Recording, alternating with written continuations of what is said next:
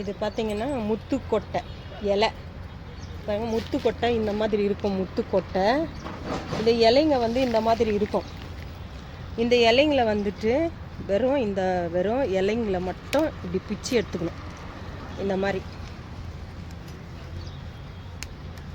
மாதிரி வெறும் இலையை மட்டும் பிச்சு எடுத்துக்கின்னு சுடு தண்ணி நல்லா கொதிக்க வச்சுட்டு, சுடு தண்ணி நல்லா கொதிச்சிட்ட பிறகு இந்த இலையை வந்து அதில் போடணும்.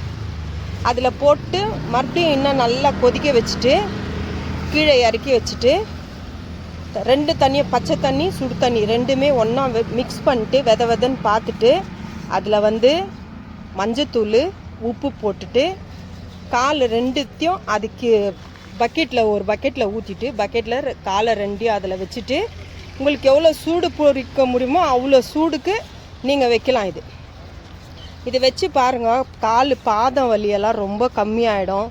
நோவு இருக்காது. ஒரு வாட்டி ட்ரை பண்ணி பாருங்கள்.